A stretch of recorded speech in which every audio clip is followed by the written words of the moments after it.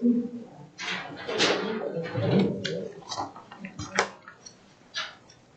we all ready? Okay, let's call this meeting to order at 7:03. Okay, you can all stand for the Pledge of Allegiance. Remain standing for a moment of silence, please. Pledge of allegiance to the flag of the United States of America and to the republic for which it stands, one nation, under God, indivisible, with liberty and justice for all.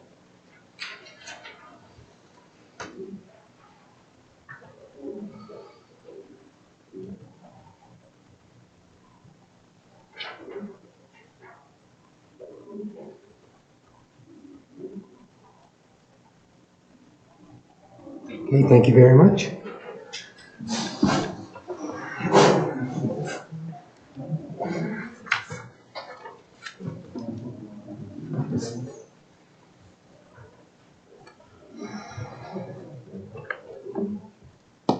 So we don't have Donna tonight? Could you call the roll, please? Mayor Queen Bars, Mayor Pro Tem Fred Brooks. Here. Trustee Ed Helm, Trustee Betsy Harrison. Here. Trustee Janice Bryan. Here? Trustee Cindy Simpson. Here. Trustee Brent McWhorter. Here. Thank you. Could we have a motion to approve the agenda, please? I'll make a motion to approve the agenda. Second. All in favor, say aye. Aye. Okay, opposed? No. Okay, agenda approved. Have a motion to approve the minutes of September 8th, 2021. So moved. Sweet. Second. All in favor? Aye. Okay, move on to audience business. It's Pam, and I can't make out your last name.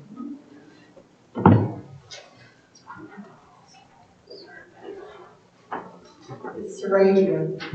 Okay, thank you. That was close. Good evening, ladies and gentlemen. I'm Pam Sarabian. I'm a president of the Lions Club here in Mancos Valley.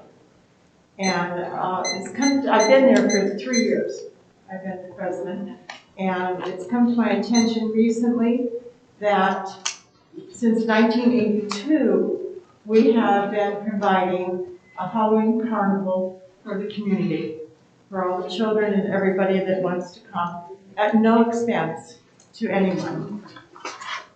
As of the time that the Opera House was sold, we then had to move because they were doing refurbishing in the Opera House.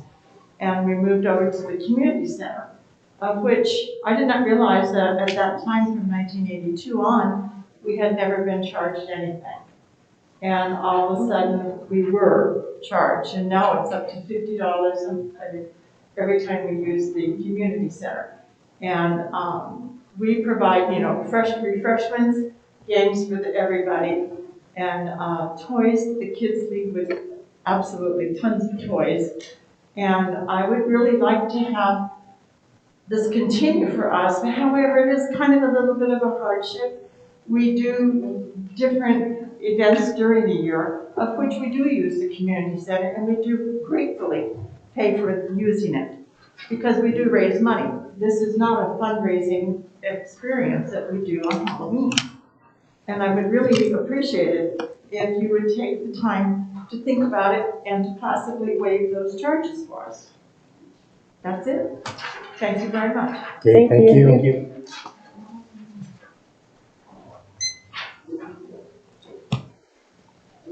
Okay. Next up is announcements. Do you have any announcements, Heather? I have just two. Montana County approved the Community Intervention Program pilot project at their meeting on Tuesday. So that project will continue. Our marshal will continue to work with that group. And It passed? Is that what you said? they did approve it. Oh, great. Thank you. Thank you.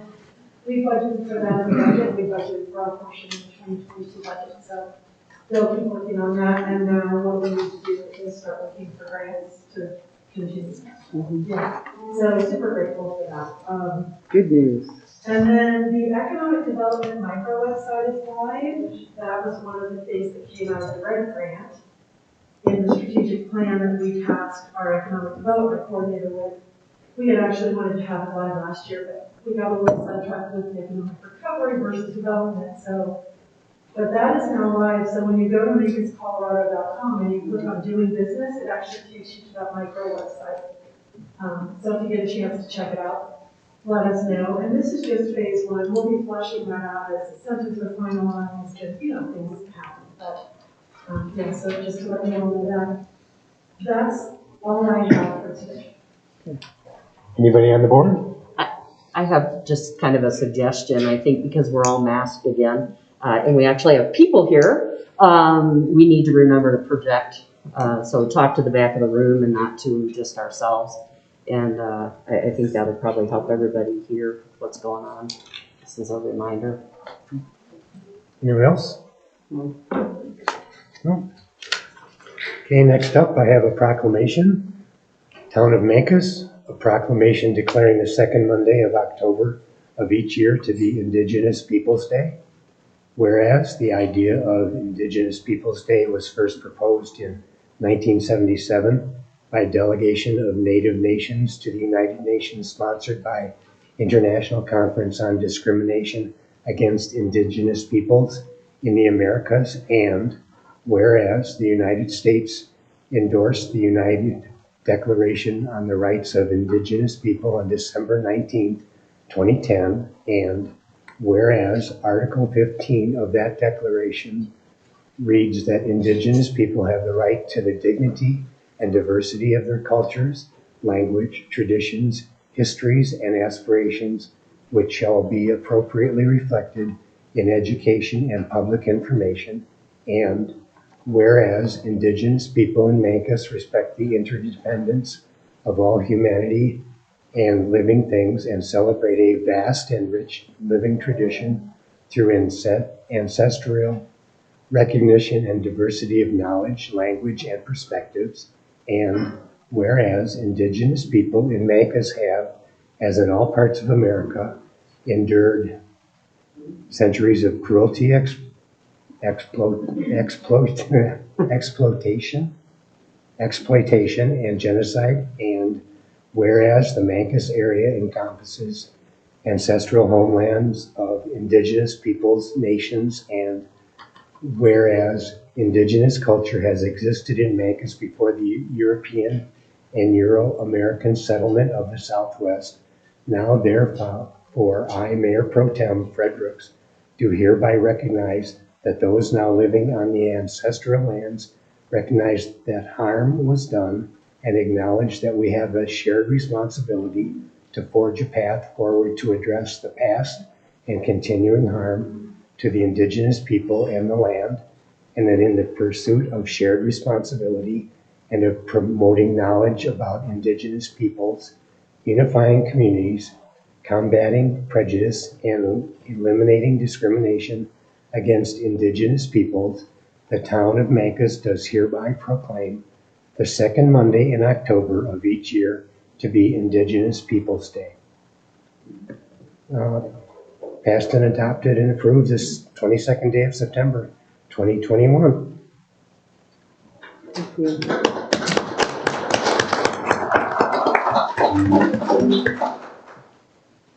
Okay, next on the agenda, Karen, do you have a presentation? I am playing the role of Karen. Okay, cool. I was like, you don't look like Karen. No, I don't look like Karen. Yeah, I didn't think I could see her, but I had my glasses on. Right. Hi, I'm Angie McCoy, and I'm working with Karen Sheik, Joni Howland, Chuck Forth, and Kathy Marler from the Health Department on the Imagination Library. And so I'm going to tell you a little bit. My expertise is in early childhood and education. And so I'm going to talk a little bit about why early literacy matters and how Imagination Library can help. So Imagination Library is from Dolly Parton, and literacy is a real passion of hers because her father was illiterate.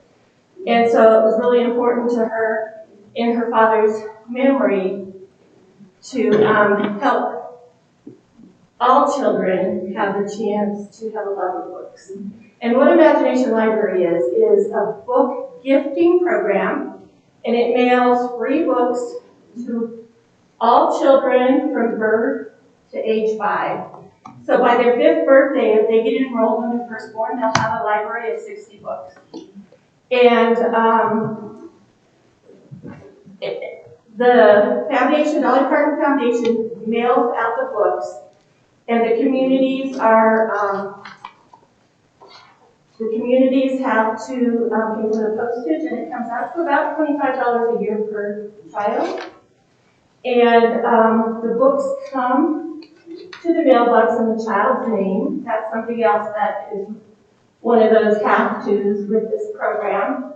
And I was raising my granddaughter's half-sister for a while, and I got them on the program. And she was so excited every time those books came. And we've had testimony after testimony about what a big deal it is to families and the children to get the books. And we had the program in Montezuma County until about 2019. And at that time, the Cortez Rotary is who was running it, and they ran out of members and money. And so a couple of years ago, that little group of people I mentioned, we all went to the county commissioners, and they said, come back when you have more matching money. Because through the Onward Foundation, we're working on getting an endowment so that this will be available for our kiddos for long after we're around.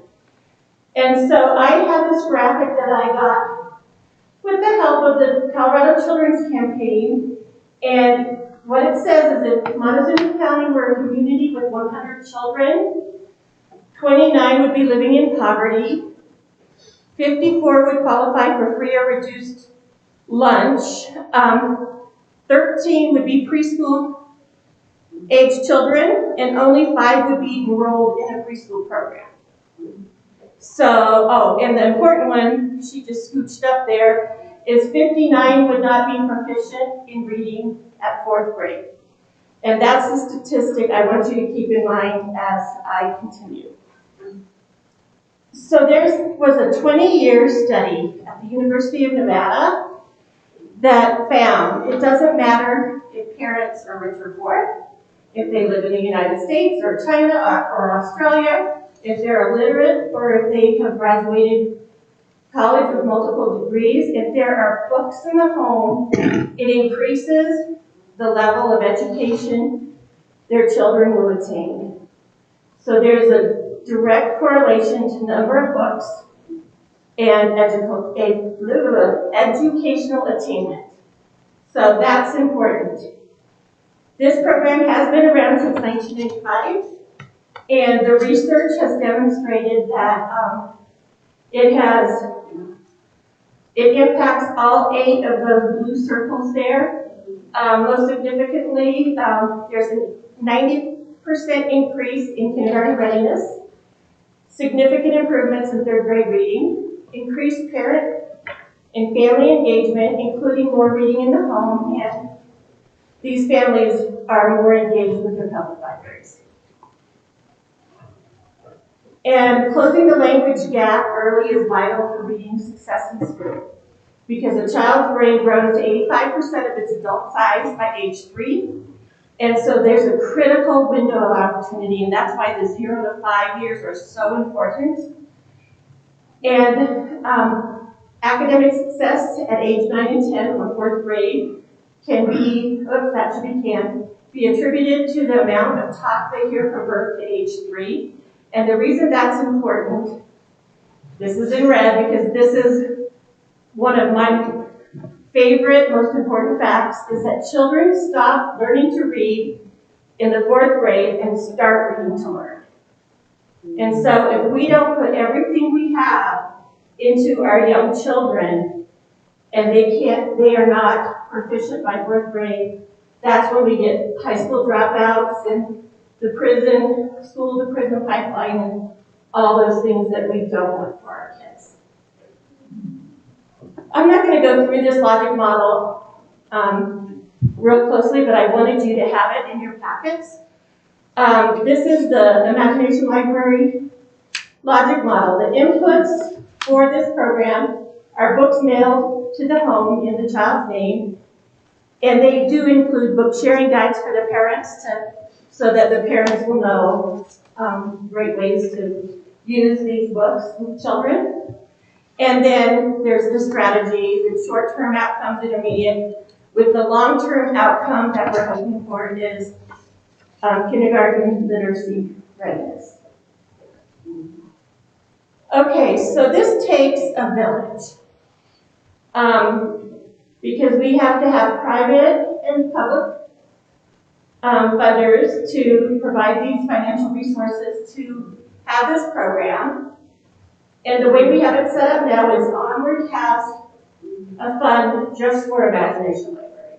It's separate from all our other funds. And hopefully, with all the right investments, it's growing even further. Montezuma County Health Department manages the database. They input all these names from the forms. And we are serving both Montezuma and Dolores counties. And then families enroll their children for one free book per month from 0 to 5. Our goal is to serve over 500 children in the first year, and then even more. And one really cool thing that's happening right now is this program has a lot of traction at the state level, and they are going to provide some matching dollars to help us get this program out the door. Our goal is to have at least $250,000 in the endowment to ensure a long-lasting legacy of avid readers, and there's some good news coming up here too. Okay, I said that first part. So we opened the program August 1st, and as of this morning, we have it's 267 children registered. And I thought it would be interesting if I broke it down for you. So right now we have 160 kids that Cortez has their mailing address. Mancos has 33, Dolores 27, and then the Lewis Pleasant View Yellow Jacket area 16, Toyoak 16, Duck Creek and Rico 15. And if you change that 159 to 160, that's 267. And so far, we have, my chart is on my words, but I think those words are on the next slide too. So far we have, and I kind of lied there, I thought it was over 211, it's really 205,000 and some odd dollars, but we have quite a bit.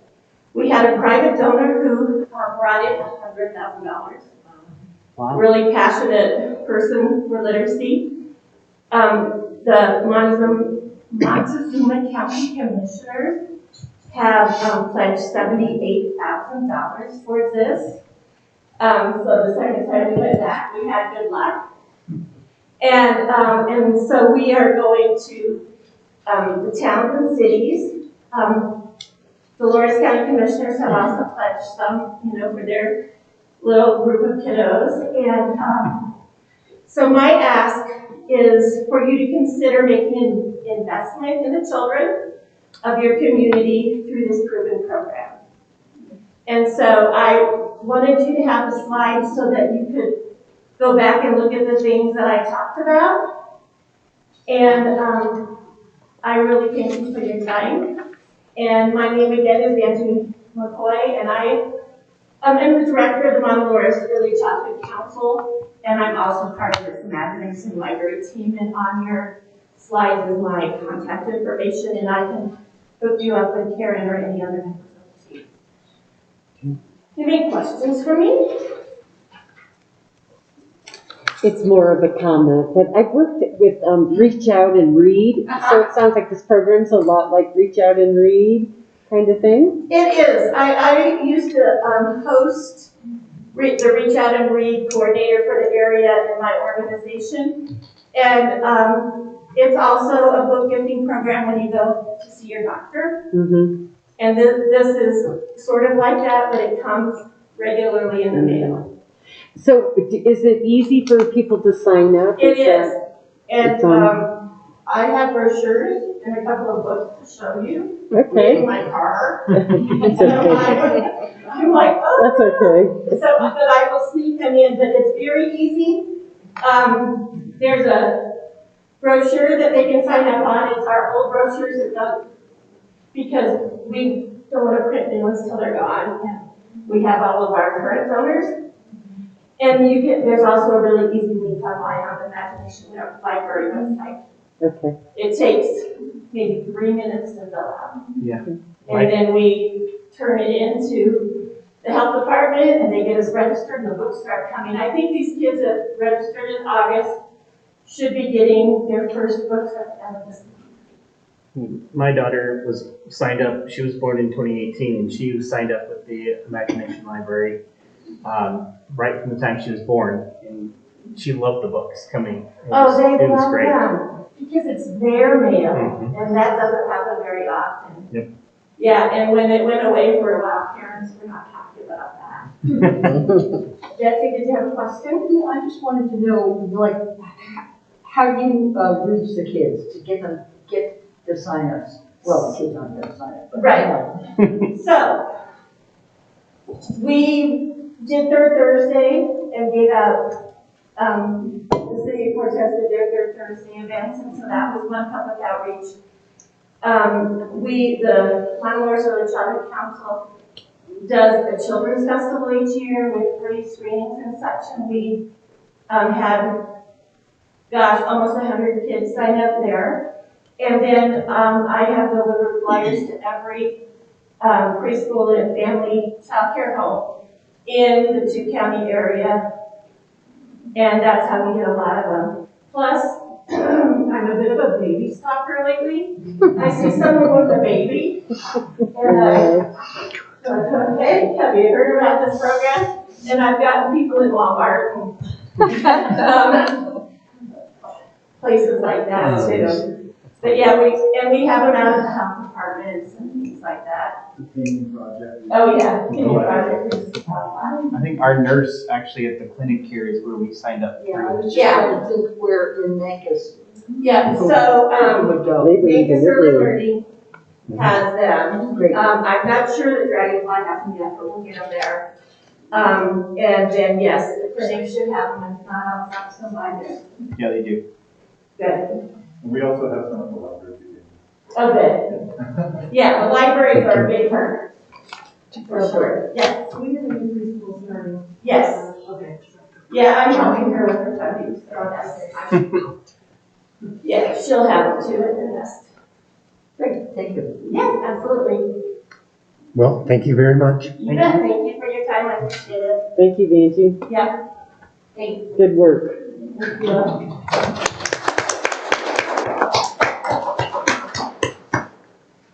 Okay, moving on to committee reports. Queenie's not here, so I don't assume we're not gonna have a county planning commission report. Mancos School District, Ed's not here, so we're short there. Joel, you got anything? I don't have much. I did want to relay on that we did pass the community intervention deal. I think that's going to be an amazing program. Yeah, thanks for Thank that. you. Thank you. And it was a 2-to-1 vote to get it. I hope that there's a lot of concerns with access in the deal, but we're going to give them this first year to stand up and show us they can be a part of this group. So that's the biggest part of that deal, I guess. And that's about all we got, unless you guys want to rent a racetrack or buy it or do anything.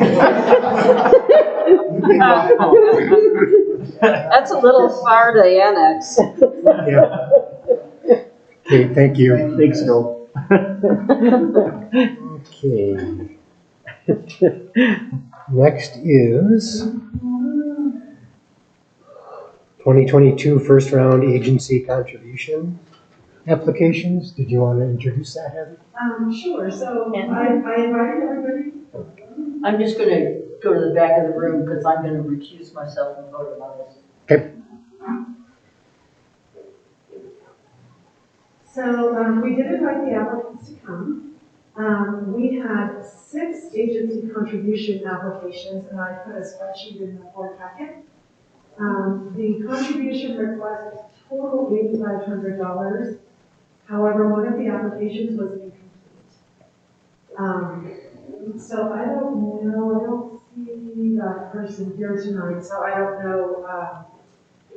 I invited them to come and present to you guys, so I don't know if you just want to call them and I put them in alphabetical order on the spreadsheet, and then you'll know if they're here. They're here to give you like a short 2 to 3 minute overview, and then you guys can ask questions, and then once that's done, after your discussion, I'll just need you to call out the name of the organization and whether you're going to fund them, and if you are, you can opportunity. Okay. All right, well, let's start with Access Health. We have anybody from Access with us? That's me. So you're not Haley. I am not Haley, as Okay. you can tell. Thank you, Board of Trustees and everybody for having us here. Haley Leonard is my colleague, and I'm Sarada Leavenworth. I'm our Senior Director of Strategy and Development. And Haley is out of town and was bummed not to be here. So you're stuck with me. She has been the close partner for this community and Montezuma County, especially in developing the crisis intervention program, which we're so excited about that vote. So anyway, I will do my best to fill her big shoes.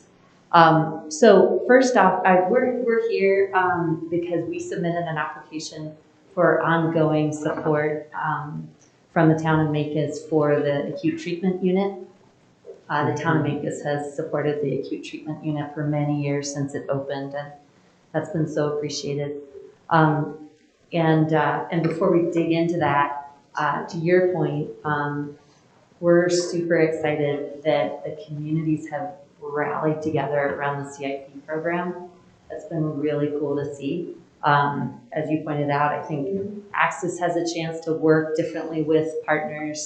And you know, it's up to our county commissioners and others to decide who that behavioral health provider is going to be, but we're definitely hoping we'll have a shot at that.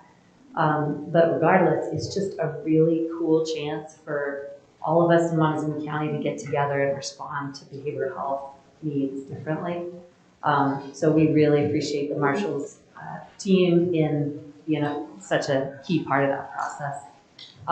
So that was a little tangent, but coming back to the ATU, as many of you know, the acute treatment unit is the one psychiatric residential psychiatric program here in Southwest Colorado. The town of Mancos was a part of starting that with pretty much every county and municipality in Southwest Colorado back in 2016. And it continues to be supported by our whole region. A piece of the puzzle comes from our cities and counties across the region. In 2020, we served 9 Mancos residents with 29 days of care. And that may sound like a low number, but when you think about folks in a mental health crisis who would otherwise have to go out of the area for psychiatric hospital care, 9 people from our community is a big deal. And then those 29 days of care, what that means is for folks going in, maybe one person needs to stay 1 night, another person might need to stay 8 nights. So depending on the needs of each individual, that's the length of their stay. The goal of the acute treatment unit is to the utmost degree to provide stability locally. We've found across the country and across our Southwest Colorado region that if we can keep folks local when they go through a behavioral health crisis, they're much more likely to successfully go back to their community, after that stay, successfully keep jobs and family connections and that stability in their local community that they need. So that's the focus of the ATU. And we also work with partners to respond to crises before someone needs to go to the ATU. So in 2020, we did 95 crisis assessments for folks in Mancos, and that is anything from meeting with someone who's in a behavioral health crisis and needs support in that moment, all the way to working with someone for a number of days or weeks or months in a row to support that. So again, I just want to give that shout out for the CIP vote. I think that's really cool, and answer questions around the ATU. Our request is the same as was funded last year, and again, we really appreciate that ongoing support. So any questions I can help with, other than where's Haley? Is the key question. I know. I have a question just for clarification. So Sure. if somebody is having mental health issues and they enter into the law enforcement judicial system, Yeah. do they get to stay here in the acute care, or do they still go over to the Front Range? Do you mind telling me your question again? I apologize. If someone has a crisis locally. Yeah, so if somebody's having a mental health crisis locally and they end up getting arrested for acting out, Yep. Do they still have to go over to the Front Range, or do they stay here? It depends on the situation. Okay. Yeah, so for example, oftentimes if someone is arrested and is having a behavioral health, mental health or substance use crisis, what's very cool is the marshal's office or the police department in Cortez or the law enforcement organization, whoever it may be, will look at, okay, is this really the right choice in terms of an arrest and looking at kind of jail kind of direction, or is this actually a behavioral health situation that was going on and the person needs stabilization?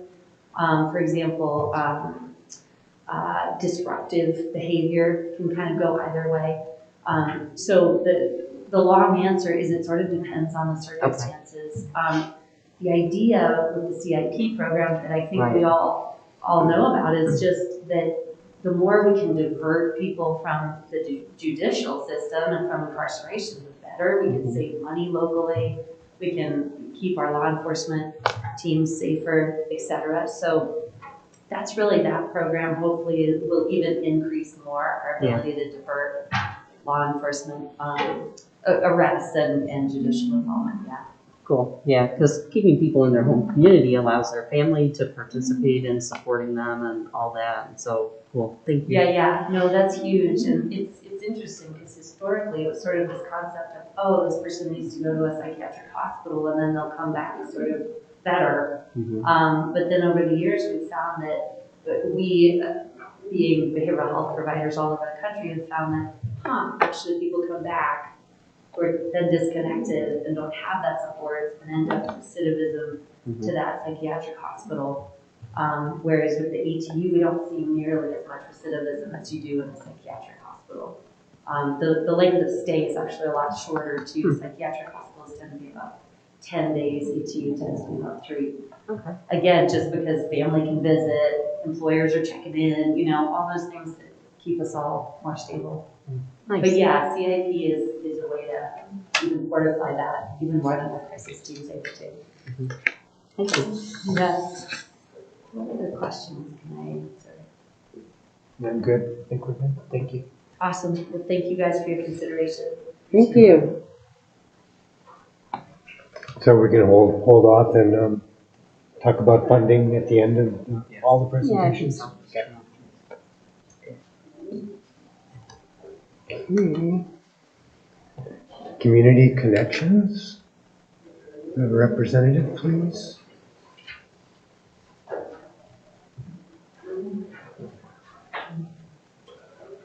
Sure. You could state your name and address for the record, please. Yes, indeed. Tara Keene, 3153 East 5th Avenue, Durango. And my name is Lynn Bright, and we're residents of Mancos as of December 7th. Yay, welcome.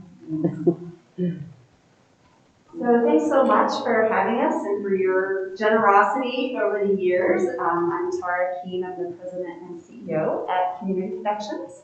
And we provide opportunities for both children and adults with intellectual and developmental disabilities to live in your communities and thrive. And in your packet, I gave you a lot of statistics and background about how we've been impacted by COVID and some of that. But I invited Lynn here today so that you can actually have a face of someone in your community that is being directly impacted by our services. So I'm going to hand the microphone over to Lynn for a moment.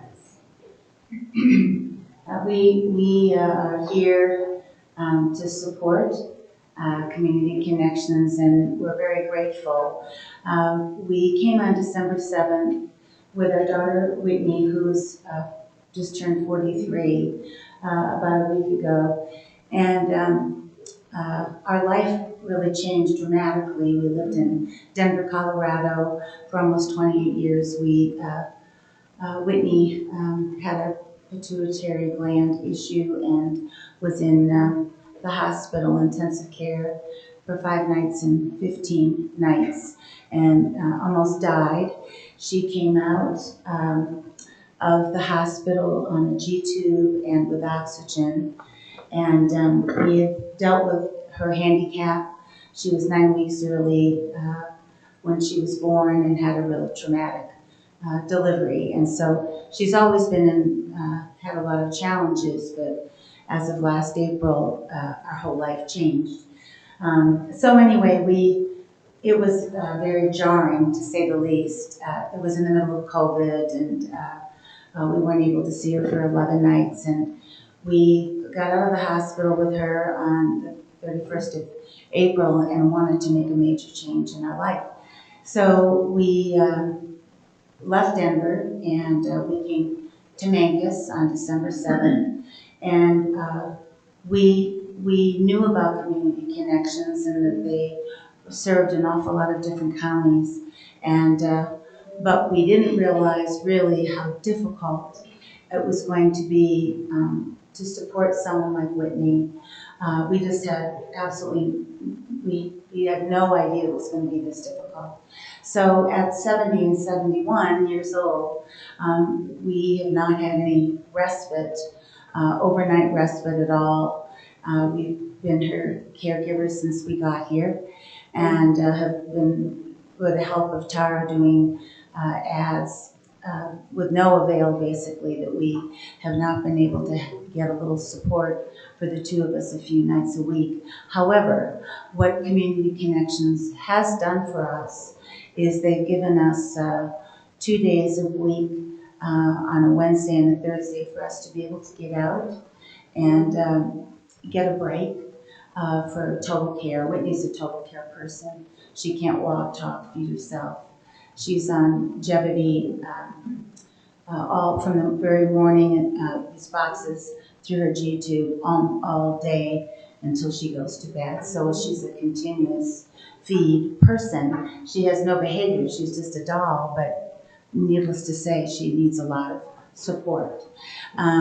So Community Connections has been very, very supportive of us in getting us 2 days a week from 12:30 to 5 and 12:30 to 4:30 for us to be able to get out of the house and have a little break. That's been great. The other thing that Tara's organization has done is to hire a nurse that can give Whitney her meds, her seizure meds, and also the longevity and the water that's needed, and for her to be able to go to day program. We have held that, they've been wonderful in that they've set this up, but because of COVID, even though all of us have been vaccinated, we've held back to really start that process. But I'm very, very grateful for the fact that we do have a little bit of help in our house, and that we have the vision of being able to have her be in day program. And they really did go out on a limb because there's really no one that has a G-tube, and they hired, as I say, a nurse to really help with that. So it really is amazing how many people Community Connections supports, but really how huge the need is. What we have found since we've been here is just that the need of support for people with disabilities is overflowing and so great. So as a parent, we're just really grateful that we have a community like Mancos that has been so supportive. We are so glad to be here, and it's beautiful, and the community of people have really touched our hearts. They've been very kind to us as a family. So anyway, we really do believe in community connections, and we thank you for the support that you've given them and that they've given us. Thanks. Thank you. Thank you. Thanks, and as Lynn shared, of course, providing services in our rural communities can be a real challenge, just with the economy of scale and workforce, and there are many small communities in Colorado that don't have this level of service. And thanks to the commitment and investment from the town of Mancos, that helps us be here and be supportive wherever we can. So I would love to field any questions you might have. So how many clients do you have in Mancos proper? Right now we have 11 within the town. Okay. And that fluctuates, especially with our early intervention program, because kids they come in, they graduate at 3, they come in, they graduate at 3, so it's a constant churn. And if we fund you, will that stay in Mancos, or will that go to the umbrella organization? It goes specifically to the services we provide in Mancos. That's all I got. Anybody else? No? Thank you. Thank you. Thank you so much. I appreciate your time. Okay. Spokesperson for Hospice.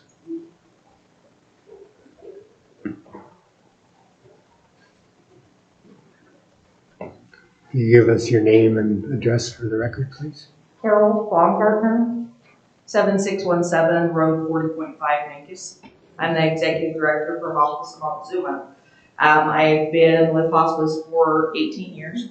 Hospice, it provides end-of-life care for anybody diagnosed with 6 months or less to live, which is funded primarily by Medicare and Medicaid. The part that we are requesting funding for is for our bereavement and caregiver support programs, which are mandated by Medicare as part of our services, that we provide 13 months of bereavement after a death of one of our patients. Because we've worked so hard to build our bereavement program and training, we have some really amazing staff that has just incredible skills around this area. We've built the program to support the entire community and do, I would say, probably only about 25% of our bereavement program is actually patients coming directly off of our hospice program, and 75% is actually community support. And so we provide support to all of Montezuma, Dolores, and a little bit of San Miguel County, as well as any family members living outside the area that need support. And I think one thing that we focus on a lot is bereavement. When you hear about bereavement or grief support, you think about death, and that is a lot of what we do, but there's also a lot of loss around loss of lifestyle with COVID loss. There's a lot of loss, whether that's pet loss or loss of resources or loss of other things. The other thing that we have found is there's a tremendous need for caregiver support. There's a lot of people being caregivers in our community that don't have any support, and so trying to provide support for them. So kind of the bereavement and caregiver support grew out of our requirement to provide bereavement for hospice, but because we have the amazing staff and the training that we do, we utilize that in all the community. And so where Access is able to provide, they do provide mental support and a lot of those types of things, but their funding runs out pretty quickly in a year for people with no pay source. For our bereavement and caregiver support, we do not charge anybody for those services because it's just a critical time and it's not a time to be, not serving people because they don't have the resources to pay for it. And so we do provide all of that by community donations and grants that we apply for through the year so that we can continue providing this support. We're the only ones, that are filling this niche in our area, and we'd like to continue to do so. One thing that is new this year is that instead of writing grants myself, I had Chelsea Lunders, who's also a Mancos resident, has been doing our grant writing, and what is unique about that is she has also experienced our bereavement program, and so I thought I'd ask her to speak to that as well. Thanks. So I just wanted to provide a testimonial, personal testimonial to you all with my experience with the bereavement services through Hospice of Montezuma. Mancos is my lifelong home, and in January of 2020, my family, we lost my dad suddenly to a heart attack, and he was much too young, and I certainly, none of us were ready to lose him. And, as you all know, the grief process can be an incredibly painful, terrible thing. And what I want to share with you that I also learned about my grief process is that it can also be an incredibly amazing, healing thing. And I don't believe I would have come to that place, that state of mind, without the support of Hospice. It was very serendipitous, and I was really fortunate that I decided to start volunteering for Hospice just a few months before I lost my dad. And I had just completed a loss and grief training right before he passed away. And I was getting ready to support people as a volunteer. And I got to use that training to support my family. And even more importantly for me personally is that because of that training, I knew all about the bereavement care that Hospice provides. So I was able to access one-on-one counseling. And, I already have the therapist, and she's great. This is a different kind of therapy. This was a more grief-specific kind of therapy. So, and my younger brother as well was able to access those counseling sessions. And so those counseling sessions actually really brought me back to my true self when I was at points of feeling my most hopeless and my most lost. And those counseling sessions were provided to me whenever I needed them, and with no discussion of payment, as Carol mentioned. And those kinds of care and services are available to every single person in this community, all of which are going to experience grief and loss at one time or another. No questions asked. It really is a special, unique kind of out-of-the-box kind of care that traditional resources in our healthcare system aren't really able to provide because it's very personalized. So it's psychological care, it's emotional care, it's comfort. It can be spiritual care if that's what you need. It is whatever the grieving person needs it to be.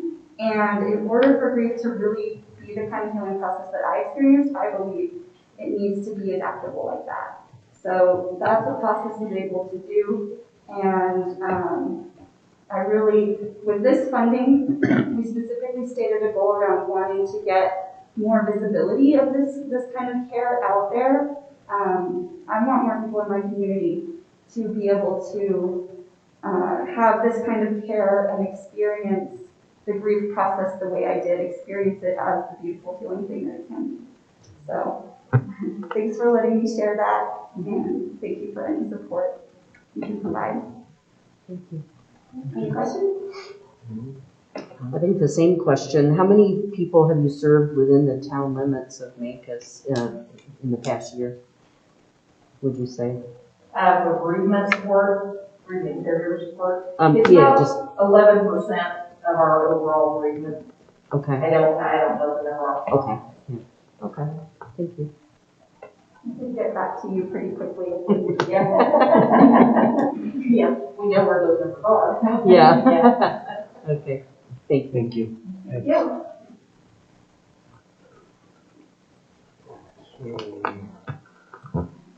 Is Ed here for gear share? I'm not yet. Okay. No. Can you play him on TV?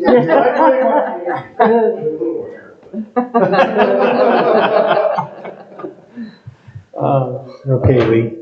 So my name is Lee Hallberg. I live at 9427 Road 35. And you all may know me better as the director of the Mancos Library. And I just want to thank you guys for taking the time to listen and consider our project. I'm here on behalf of the Mancos Gear Share, which is, I know Ed's given you quite a bit of a background of information on that, so I'll try not to duplicate too much of everything that he said. Probably the biggest highlights are it's a cooperative program between the Mancos Public Library, Mancos School District, and then most recently, we are now a fiscally sponsored project of the Mancos Creative District. So we're very excited to have their support, and not only financially, but as well as being our umbrella organization for the Mancos Gear Share. Just real briefly to kind of give you an idea of what the goal of the Gear Share is to basically get more young people and their families to enjoy healthy outdoor pursuits. And we've found that the two biggest barriers for that are access to quality outdoor gear, and then education from knowledgeable people on how to safely recreate in the outdoors. So we have partnered with an organization called the Outdoors Empowered Network, which helps set up gear libraries all across the country. And they are primarily interested in helping us establish the gear library, the gear portion of it, in addition to helping us make sure that we have a diversity of gear that is able to serve the entire community. So the way that I recreate outdoors may not necessarily be the way that everybody else recreates outdoors. So one of their primary focuses is to make sure that we are serving the entire community of Mancos in a variety of different ways with different outdoor gear and different opportunities for people to get outdoors and recreate. The project, since it's being a partnership between the library and the school, I see a lot of opportunities for us to engage the kids in this project. The school, now being a project-based learning organization, Ed has been really working hard to engage the kids and the teachers into making this project part of a learning experience for all of the students. So ideally, we see this moving forward to be a student-led organization at some point after it gets established. And he's already working on getting a couple of kids involved in the steering committee from the school, so they will be part of the planning of the organization and really gain some valuable experience from the whole process. And the library involvement, this is something obviously that has been on my mind for quite a while. Libraries are constantly diversifying and trying to find new ways to reach the community. It seems to be a natural fit for me, for us to be able to lend gear to the community in addition to everything else that we lend. And it's exciting for the opportunities to be able to offer different types of programs for folks. So we foresee this being able to open up all kinds of doors for partnerships with Fort Lewis College, partnerships with Alpaca Raft, partnerships with fly fishing companies, and offer all kinds of different programs and educational opportunities for people to learn more about how they can get out and recreate in the outdoors. We have had a lot of community support so far.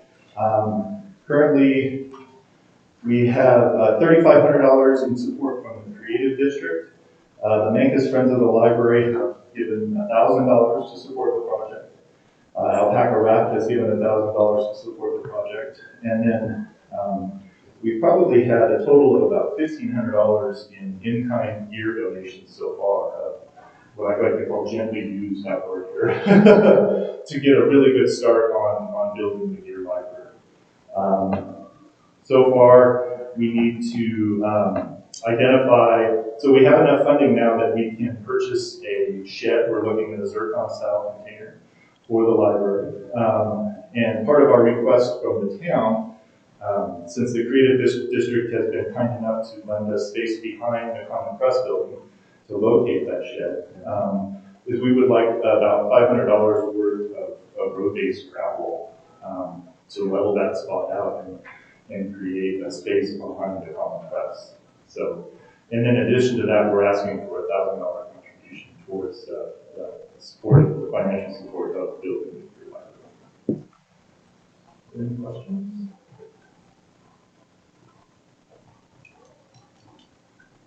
I know that's pretty thorough, so. I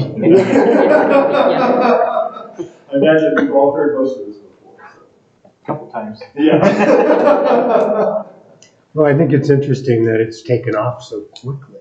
Yes. I mean, this has just been in the works for 6 months, maybe? I would say even less than that. Yeah, pretty much since I started school for 2 or 3 months. So you're getting a lot of community support. Absolutely. And it looks like the town will be able to give you gravel. That'd be awesome. Yeah. So when, as we work through this, we'll see what we can do. But thank you so much. Okay. I just want to make a comment that I like the tagline. Oh. Already developed as Mancos Gear Share. Check out your next adventure. That's right. Yeah. Yeah. I love that. And, that was very that's, creative.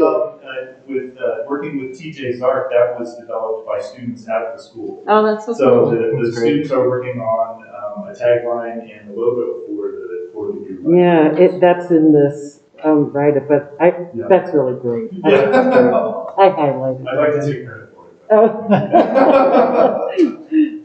Thank you all very much. Thank you. Thank you. Okay. Next up, Common Press.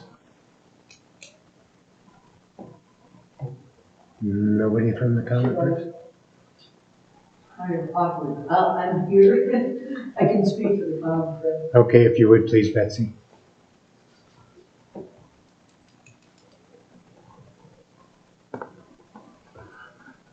Betsy Harrison, 895 Second Avenue.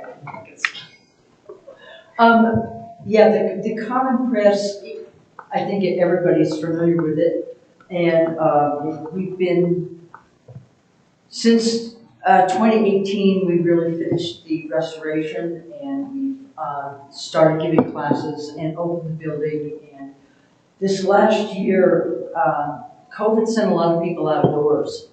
And I think in combination with COVID and the new RV park, there's just been a tremendous increase of people downtown who have been visiting the press, coming in, buying cards. We've also got some students now that are well, I don't want to say students because they're not kids, they're mostly retired people, but some students from the press who are continuing to print and keeping the place open because we have no staff. So they go down, somebody will take a day a week and go down and do their own projects, but also have the press open so if people want to come in and get information, buy cards, they can. And our request tonight is for funding for an iPad and a square, because a lot of people are not, these days are not carrying a lot of cash, and they're used to paying for things electronically. And we don't, especially with COVID, we've not done a lot of fundraising the last year and a half. And also, foundations during the COVID crisis have not felt inclined to fund, print shops and artist projects in lieu of something like food share. So that's what we're asking for, $1,000. to be able to take electronic payments. And so the reason that you would get the iPad and the Square is because you have different people, you don't want them all to have to use their own phones Exactly. to use it. Right. Okay, that makes sense. Yeah. And also because, you know, we do have very nice, I don't know if you've even seen it, but Rocky Mountain PBS did a very nice documentary on Chris. And so if we had an iPad versus like a little phone or something, then we could, you know, if we had a crowd in there, we could show that. So the iPad really expands the ability, not just to take payment, but to do other things as well visually. Okay, thank you. Any other questions? Thank you. Are you going to speak for the vault? She can. I don't think she can. Because I don't think that that was part of, well, but I think that was part of the incomplete application. Okay. Yeah. Okay, The cool. creative district hasn't given permission. Okay. Official permission yet. So, and there's no P&L or anything with the vault, which is why it was. Lack of nonprofit status and lack of P&L information. Yeah. Was missing from the packet. Okay. Yeah. And then they can apply the next round Yes, we will have another round with applications due April 15th. so that anybody that we fund this time will not be eligible again until September. Anybody that does not get funded or that did not apply this time will apply or can apply April 15th and they'll get funded June. Okay. Discussion? I think these are all groups that are doing great things for the town specifically. Yeah. And the people. Yeah, I think that's my feeling also, is that it's real Mancos centric. Yeah. I agree. I think they're doing I good think we're things. getting a great bang for our buck, especially with the access and the community connections. I did the math just with who they were serving, and I know that $166 per person for access, they're definitely spending more than that for each person that they've helped in our community. So we're definitely getting good value with our dollars here. And the same with community connections, $136 per person. So both of those I think are very worthy causes. And I do think that, I mean, I know from personal experience, Hospice has done a lot for our community here. And I think the Gear Library is great. And the press is doing wonderful. As their neighbor, I know that there's people over there every day. Yeah. So I think all these organizations are doing a lot of good for Mancos, and I think that we should fund them fully. Yeah. And I also was pleased to see that the Common Press is going to allow the gear storage there, because that's all kind of, you know, nonprofits helping each other. What's the hot really part of cool. town now? Yeah, it is. That's cool. So is there any problem with the town giving gravel in lieu of cash? Is there any? As long as that's included in your motion, as long as you say $1,000 in cash and $500 in in-kind. Okay. Because it's not just the gravel, we would have to deliver it. Okay. As long as you include that in your motion, I can authorize the list. Cool. Okay. I think we should. Okay, I would entertain a motion. I move that we approve the full amounts for Access Health Systems, Community Connections, Inc., Hospice of Montezuma, Mancos Gear Share, and Mancos Common Press. Full amounts requested, with the caveat that the Mancos Gear Share would receive $1,000 cash and $500 worth of gravel and in-kind for the spreading of the gravel. I'll second. Okay, we have a motion by Cindy Simpson and a second by Jeannie Bryant. If you could call the vote. Mayor Pro Tem Fred Burks. Aye. Trustee Greg McWhorter. Aye. Trustee Cindy Simpson. Aye. Trustee James Bryant. Aye. Perfect. Okay, Thank you. Motion Congratulations. passes. Congratulations. And thank you all for coming. Thank you for coming. And I will cut, these are for 2022, so the checks will be cut January 2nd. But either way, sometime in the next year, we'll get a letter out saying here's how much, so in case you need for your records. Thank you so much. Thank you. Thanks for all your hard work. Do you have any gear for an old guy who doesn't get off the boat? Yeah, you have a lot of gear, and I haven't even gone to my storage units yet. Roller skates. Roller skates, We're okay. hoping for an electric one. Okay.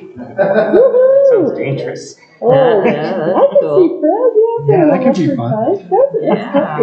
Tootling around town. He likes motorcycles, but You have to put a baseball card in the spokes. Yeah. It makes some noise. Oh, God, that's a program. Okay. Next is the letter of support, Montezuma County Ready Grant. Yeah, so the town of Mancos, if you remember, we applied for a READY grant. We received an economic development strategy, and we hired an economic development coordinator. Montezuma County is applying for that same READY grant so that they can hire an economic development coordinator. And I did misspeak in my staff report. Rachel Marshbanks is not their economic development coordinator. She is the grant writer on behalf of Montezuma County. So basically what we're going to do, or what I'm asking, is that you authorize me to send the attached letter of support for the grant. It doesn't it doesn't obligate us financially in any way. It's just a letter of support for the. Discussion? is there any reason we wouldn't do this? No, and generally, if the grant deadline isn't like tomorrow, because sometimes I hear from people tomorrow, the board does like to see these. They like to know what they're supporting. And if there's no financial obligation, like they had asked me about this last week, if they had called me and said it's due tomorrow, I would generally give one if it's not going to obligate us in any way. But it's just more so that you all know what the town is supporting, and if there's ever a grant application or project that you don't agree with, you're able to say, I will listen to this. I think it's a great idea. I think it's a good idea. So I'll make a motion that we authorize the town administrator to submit a letter of support for Montezuma County Red-Eye grant application. Second. Okay, we have a motion and a second. All in favor? Aye. Aye. Opposed? Okay, motion carries. That was a quick one. Okay. HB 22-1271 DOLA Innovative Housing Strategies Grant Approval. Okay, so this one, this is our grant application. Okay. But we will be collaborating closely with Montezuma County. I've had several meetings with Rachel and with Shaq. Rachel is our economic development coordinator. Shaq is the county administrator. DOLA has under this new legislation, DOLA has 2 new grant programs for housing. The first one, which is this application, allows us to apply for planning funding because they have some strategies that they require in order to be eligible for the round next time. And so what I did was I included some grant information for you. We have 5 of the strategies that they require already in our land use code as part of the update that we just did. But we would like to adopt 4 or 5 more of these strategies to help us with attainable and workforce housing projects in the future. And so I kind of highlighted the ones that I circled the ones that we already have, highlighted the ones that we want to work toward on this grant application. And then the very last one, number number 16, it says, another novel, innovative, or creative approach to incentivize affordable housing development. The three of us had a conversation this morning, Shaq and Rachel and I, and we're going to add this one to the list because what we're looking at is all of these changes will go into our land use code with the exception of the last one. What we're talking about on the last one, and this will be part of the process, we'll have a year to develop and discuss and have public meetings and all that other good stuff. But what the three of us are talking about is in properties that are directly contiguous to the town of Mancos that we may develop for housing, we will use the town of Mancos' strategies in that development when we're partnering with the county, because we're envisioning future partnerships, whether it's the town of Mancos and Montezuma County, whether it's public-private or whatever it is. But when we're partnering with the county on future development, we will draft some type of agreement. I don't know if it's going to go in there, land use code in ours, or if it's going to be an MOU or an IG. Not sure yet. That's what this process will help us determine. But saying that when we're dealing with properties directly contiguous to the town that are located in Montezuma County, we will work together to annex and follow these procedures. So it will be a year-long process. And when this grant is finished, we will be asking for $45,000 from NOLA. Excuse me, the project budget is $45,000. Our grant match is $11,350 from our general fund. We'll ask for the rest through this grant. When this project is finished, in fall of 2022, DOLA will have a new grant program that they have never had before, which will allow us to apply for funds to acquire land for housing, attainable workforce housing. It is the first time that they have done that, so we want to be able to take advantage of that round of funding, at least apply for it. And in order to do that, this is the required first step. And at the end of this process, they have to see that we've done this. So the first round of these applications was actually due Monday, but I did not apply because it is money that we're committing. So we will have 2 weeks after, if you guys approve this tonight, we will have 2 weeks to finalize that application, all of the attachments, and get it submitted to DOLA. And then what we will be doing while we're working on this grant is we will also be working on a letter of interest for the funding that will be coming available next year. The letter of interest is actually due November 1st so that we can apply in fall of 2022. So a couple of moving parts on this, but land acquisition needs to be our first step. We don't have any land to develop, we have no housing. Right. So in order to apply for that, we need to apply.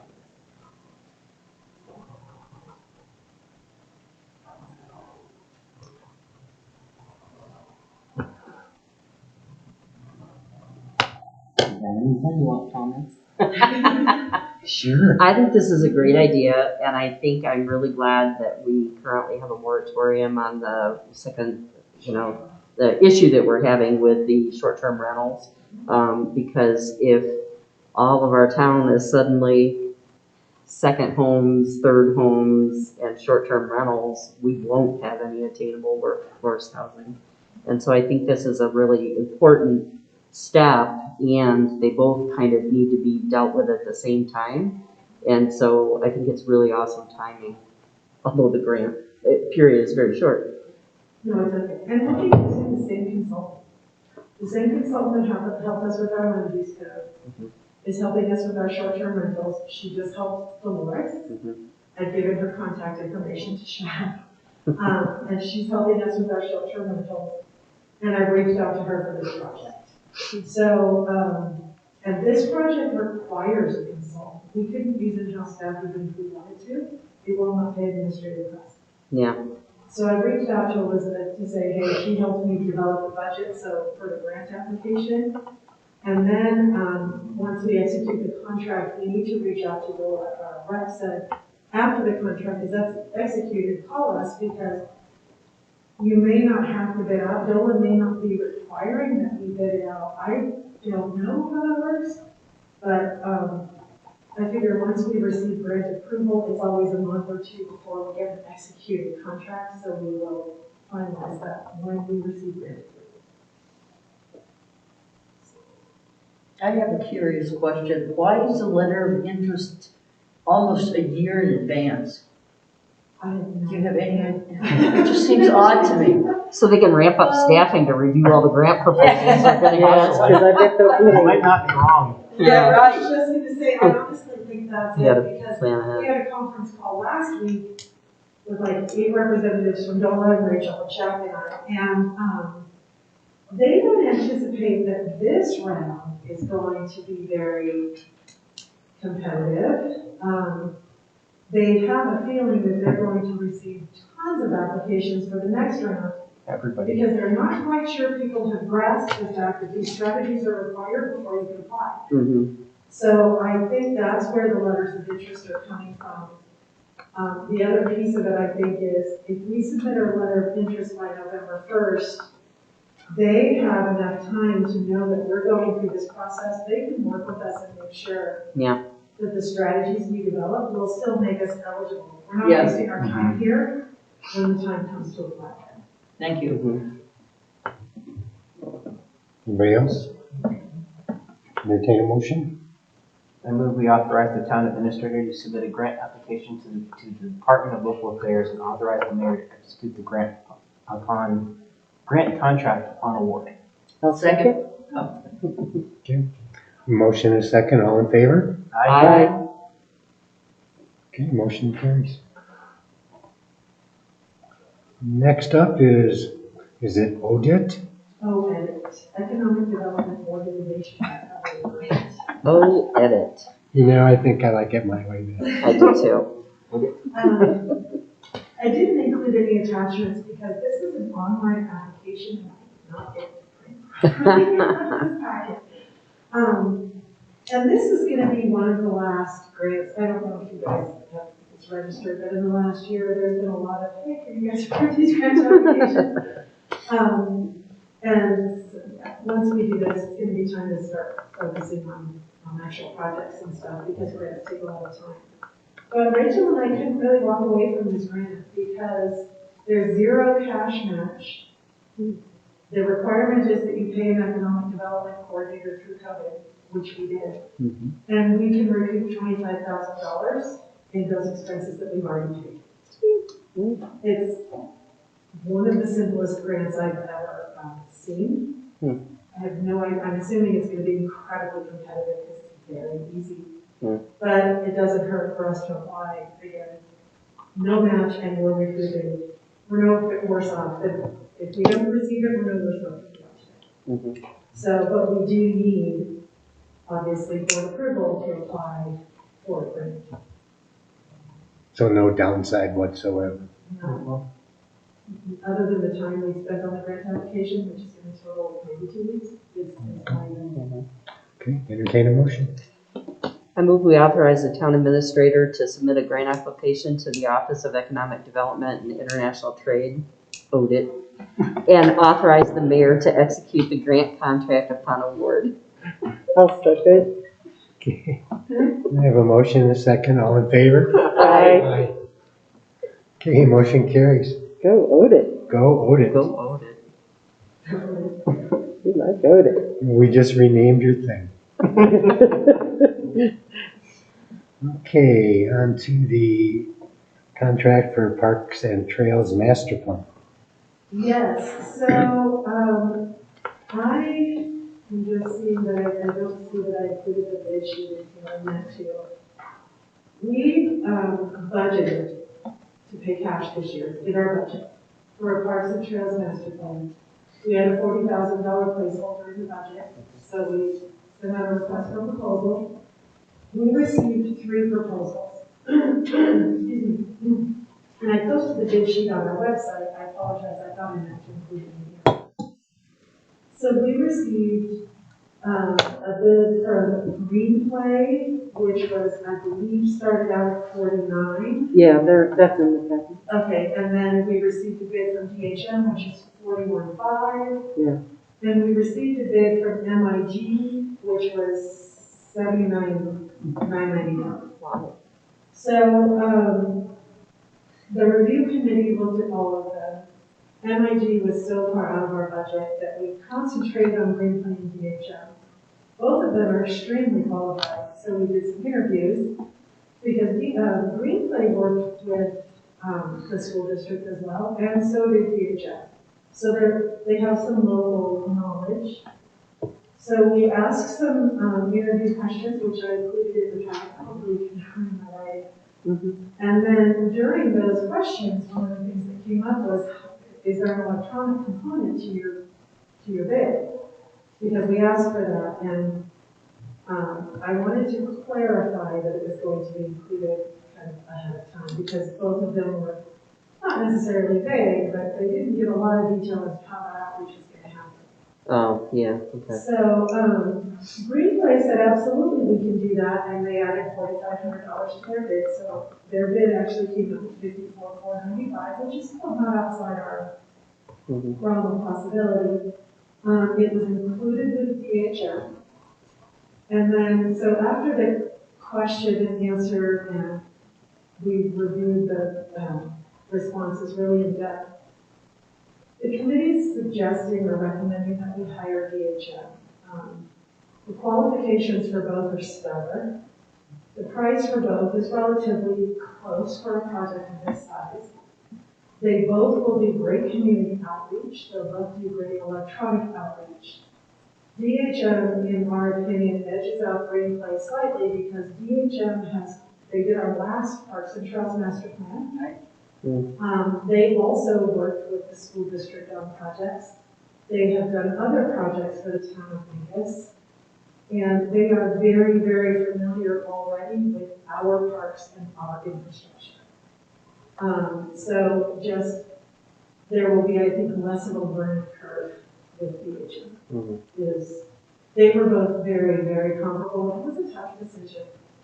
But I just think DHM will have a better understanding of our community. And this is for the community, so that's why we're recommending DHM. And I don't know if anybody has any left to or anything. If you have any questions or anything. God, the Green Play people really go on, don't they? Well, yeah. I kind of liked the Green Play's application, and they seemed very well, they presented their very well. Sometimes if you get somebody new, you get some new ideas. So that's why my thought was kind of leaning towards them, just because of and the stellar of what they've done, and I just thought that their presentation was really nice.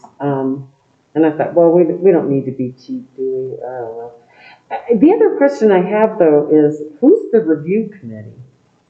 In this particular instance, it was Terry and Donna. Oh, okay. It depends, like on the co-working one that's going to be coming up, it's going to be Rachel and the Creative District and the Chamber and myself. So it just depends on who, depends on the project. Yeah. So for this one, it was staff in-house, but once the consultant gets on board, we're going to be reaching out to stakeholders and see if the library wants to be a stakeholder on the committee, the school, the trails group, that person coming in this trails group. So it just depends on. Yeah, okay. Thank you.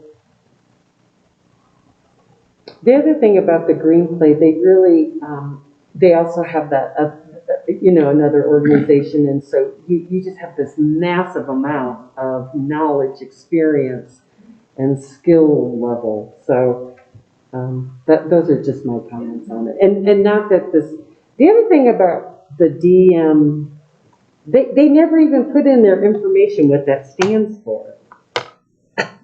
Oh. I went through unless I'm just missing it, but I thought it was kind of interesting that you have this. Probably just some random initials of some of the people that started it. Yeah, but when want to put your, I don't know, there's so much alphabet soup goes around these tables that I thought, what does DHM stand for?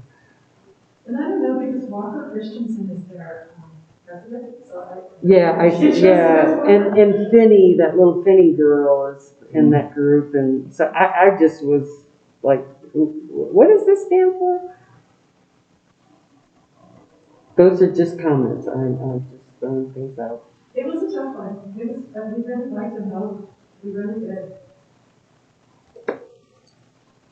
Anybody else? I mean, I kind of like the DHM a little more just because they're more local to our area. And looking at kind of the resume of Greenplay, they've done a lot, but a lot of it is not anywhere near here. A lot of it's California, Florida, Texas, New York, North Carolina. And I really think that when it comes down to it, they need to understand what our community is about. And I just feel like a organization outside of the area might not know it as much as somebody from Durango, understanding what the Southwest Colorado mentality kind of is. I agree.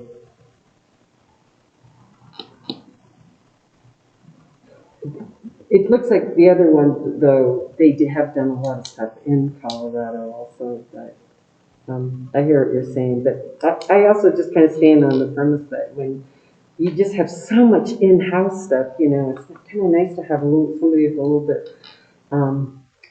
bigger view and can bring different ideas and experiences to the table too. So that's just my take on it. When was our last parks master plan done? How long ago? 10 years? Yeah, 2011. Yeah. 2012, somewhere in there. So they may have actually different people working there now. Because I don't know, we're all still here. I don't know. Because Feeney probably was 4. Feeney was there on the original. Yeah. But the gal, Oh, what's was her name, she? Karen? Oh, I missed Katie. that. Katie, yeah. Mm-hmm. So we're old enough. Okay, anybody else? Okay, entertain a motion.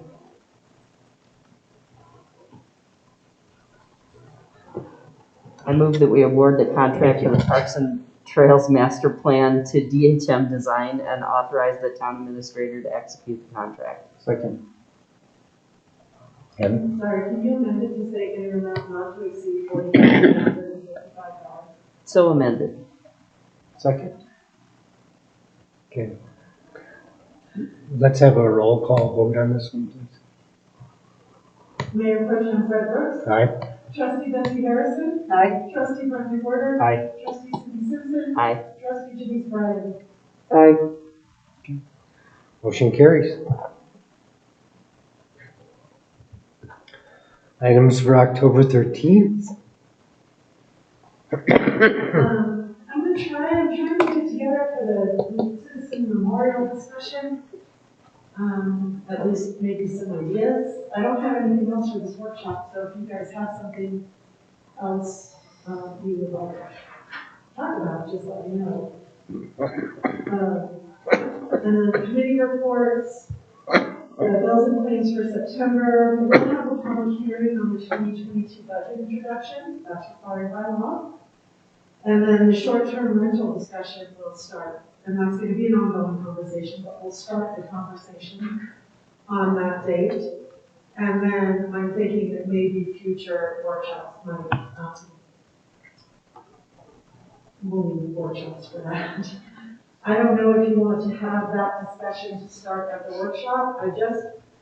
I was just going to We suggest have that. cut it off at 7, so I didn't know what if we're in the middle of like a really energetic discussion, we're like, oh, sorry, stop talking. Come back. Yeah. I didn't know if that would be the best.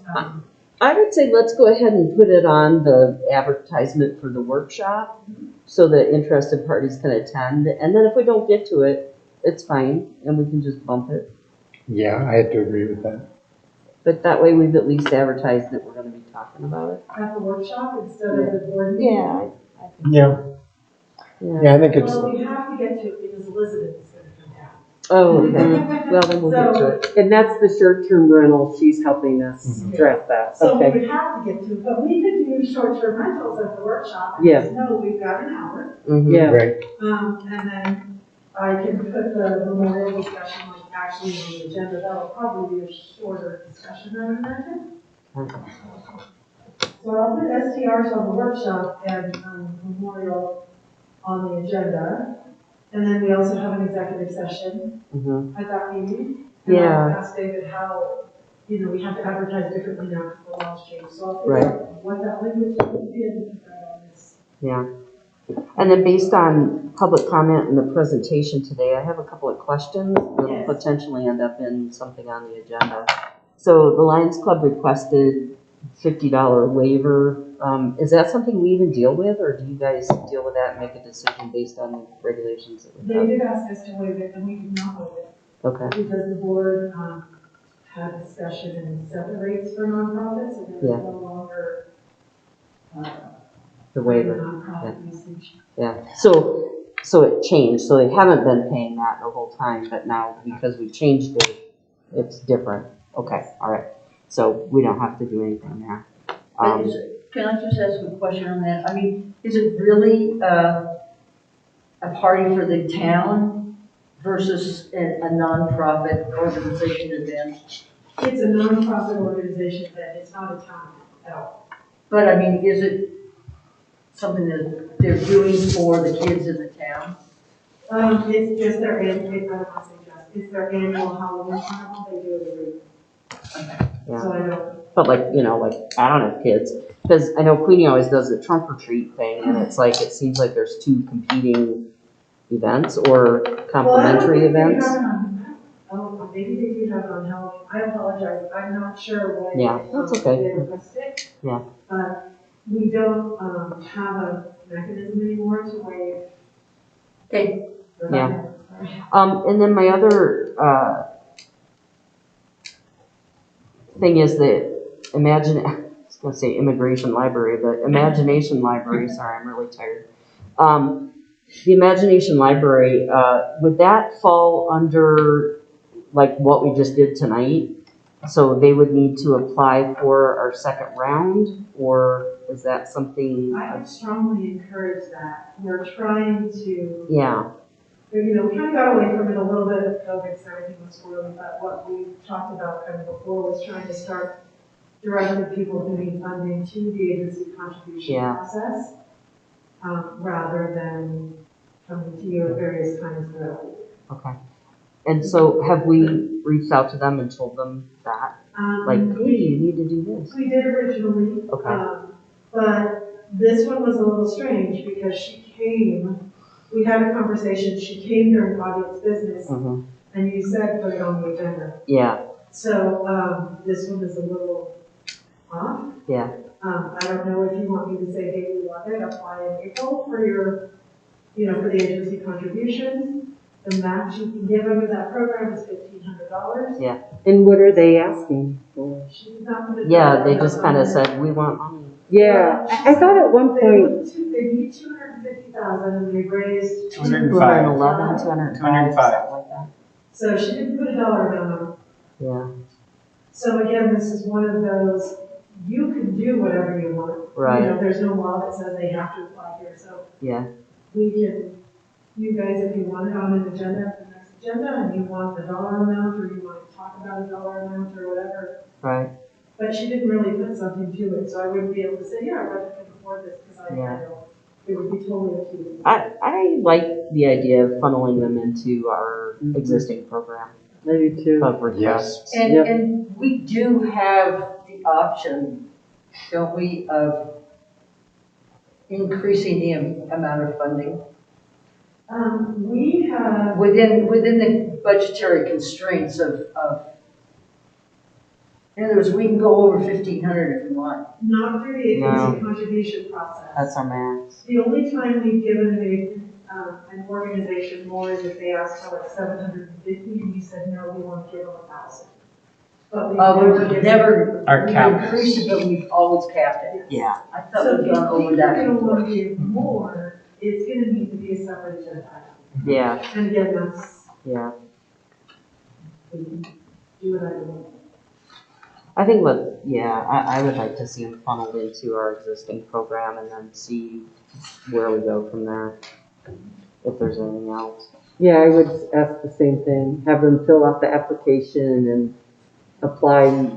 Yeah. Yeah, I'd like to see. I agree. I mean, it's a similar type of organization to everybody else that Yeah. applies. Yeah. So I'll reach out to them and say, you know, the board would love to consider funding and our next round of applications is due April. Fun. Yeah. And I think that's really cool about the CIP. Is that what it's called? That's awesome. Yeah, and so thank you. And I know that our marshal has put a lot of effort into getting that off and running. And I'm wondering if there's any kind of a little commendation or thank you that we could do, congratulatory kind of thing. Let me look into that. He actually has to be here tonight, but he has, he's out of the office for a little bit. Terry meant to be here tonight as well, but he got called away on personal emergencies. But I will figure out like a thank you or something. Yeah. I'll figure whether it's a, like. Those officers was the reason that we passed that deal. Yeah. Access doesn't have the best record in Montezuma County, and we told them we trust those three guys right there. Yeah. And this is why this is going through, and this is your chance to step up and prove us wrong. That's cool. That's great feedback. That's very Thank you. cool. Yeah. Oh, jeez. Very good. Yeah. Very good. Like historically, we've done like proclamation, a thank you, you know, or I'll figure Yeah, something just out. kind of something really nice that we can do, you know, that recognizes just the amazing amount of effort that he put into that. I'll figure something out and then I'll send you guys an email. And then you have to tell. But I think it should be special. Yeah. You know, Yeah. I don't know, just maybe something more than just a piece of paper, you know. But you have to tell him he can't be embarrassed about it when we do it. He will be anyway. I know, he and Georgette are the same person. Oh, really? That'll be super fun then. Oh, yeah, he is. Oh, yeah. Oh, yeah. And I told him, I said, you need to own the good work that you do. And he Yeah. says, Oh, shucks. no, he just said. It's that's part of the his job, man. Yeah. But, I mean, yes, but no, that's No, like, I know, you know, that's, testifying at, you know, That's- putting together a program and reaching out to other agencies. And, I'm just telling you, that's how he'll Yeah. take it, because I Yeah. just noticed that with him immediately. Yeah, I'll do some research and figure out something good and Yeah, then I'll send you guys an email. Or if you guys have ideas yeah. for the moment. And one, last thing, I didn't do it during the announcements, but I'll be gone. I sent you guys that email. I'm leaving Sunday, I'll be back Tuesday night. So I'll still have I'll be doing some work there, but I'll be on ground. I will be gone for the next meeting. Oh, okay. I told Make sure everybody else is here. I told you that. Yes. Well, I guess we're not doing a resolution or anything, just the budget Right. introduction. So yeah, we'll be fine. We don't have anything, And that's not like a phone in to the meeting, do it remote. I'll be in Detroit with my daughter. Well, you won't be able to participate in the executive session anyway. Right. Yeah. If you're not gonna be there for executive session, usually what we do is say, hey, if you have something, send your Right. comments. Yeah. In this particular instance, I would say send your comments to Fred or Queenie, or even, you can't send it to the whole board, but you can send them to Fred and Queenie. Mhm. And then they can bring them to the meeting. And if you don't have any comments, then no. Cool. Motion to adjourn. So moved. Second. Okay. Meeting adjourned at 8:41. Thank you, guys.